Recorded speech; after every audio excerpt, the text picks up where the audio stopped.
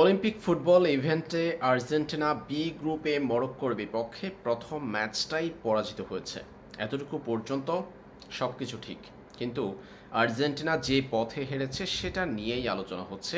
Argentine coach হাবিয়ার Mascherano থেকে শুরু করে লিওনেল মেসি, প্রত্যেকের মুখেই আর্জেন্টিনা অনূর্ধ্ব-23 দলটার অলিম্পিকের প্রথম ম্যাচটাই পরাজয়ের পথ নিয়ে সবাই আলোচনা করছে এই বিষয়টি নিয়ে।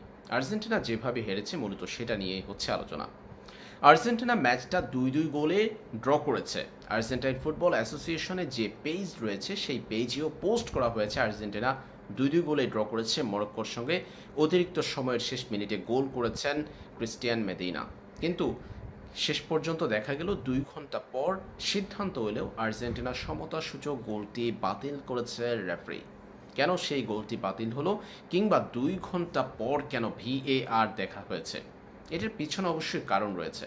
আর্জেন্টিনার ম্যাচে অতিরিক্ত সময় দেওয়া হয়েছে 15 মিনিট, কিন্তু ক্রিস্টিয়ান মেদিনা গোলের দেখা পেয়েছে 16তম মিনিটের সময়। এরপর মরক্কোর দর্শকরা মাঠে বোতল ছুঁড়ে মারতে শুরু করে আর্জেন্টাইন ফুটবলারদের উদ্দেশ্য করে, রেফারিকে উদ্দেশ্য করে। এক পর্যায়ে মরক্কোর বেশ কিছু ফুটবল সমর্থক মাঠে প্রবেশ করে খেলাতে বেঁধে যায় হট্টগোল। দুই দলের ফুটবলারদের লকার রুমে পাঠিয়ে দেওয়া হয়। ম্যাচে তখন শেষ বাঁশি বাজেনি। রেফারি একটা কাজ করতে পারতো, দুই দলের অধিনায়কের সঙ্গে কথা বলে এই জায়গাতে ম্যাচটা স্টপ করে দিতে পারতো, কিন্তু রেফারি তা করেনি। তিনি চেয়েছেন শেষ গোলটি ভিএআর চেক করতে, যার জন্য শেষ বাঁশি বাজানো হয়নি। 2 ঘন্টা আর্জেন্টাইন ফুটবলাররা লকার রুমে থাকার পর আবারও মাঠে ডাকা হলো। 3 মিনিটের জন্য খেলা হবে, 3 মিনিট খেলতে হবে আরও। সেই 3 মিনিট খেলা শুরু হওয়ার আগে সেই 16তম মিনিটের গোলটা ভিএআর চেক করেছে রেফারি। মাঝের 2 ঘন্টা লকার রুমে থাকতে হয়েছে আর্জেন্টিনা ফুটবলারদের। ততক্ষণে অনেক মিডিয়া খবর প্রকাশ করেছে আর্জেন্টিনা 2-2 গোলে ড্র করেছে। আর্জেন্টাইন ফুটবল অ্যাসোসিয়েশন এএফ এর অফিসিয়াল টুইটার অ্যাকাউন্ট থেকেও পোস্ট করা হয়েছে মরক্কোর সঙ্গে 2-2 গোলে ড্রয়ের মধ্য দিয়ে টুর্নামেন্ট শুরু করেছে আর্জেন্টিনা।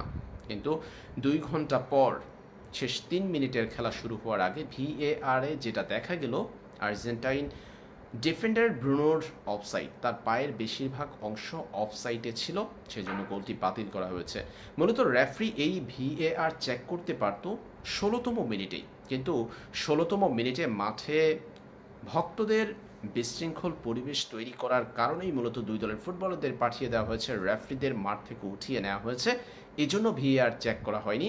ম্যাচের শেষ বাঁশিটাও রেফারি বাজায়নি। 2 ঘন্টা পর 3 মিনিটের খেলা হয়েছে। এর আগে ভিএআর চেক করা হয়েছে, সেই ভিএআরে দেখা গেল অফসাইডে ছিল আর্জেন্টাইন ডিফেন্ডার, গোলটা বাতিল হয়েছে। আর্জেন্টিনা পরাজিত হয়েছে। মূলত ম্যাচের ঘটনা ছিল এতটুকুই।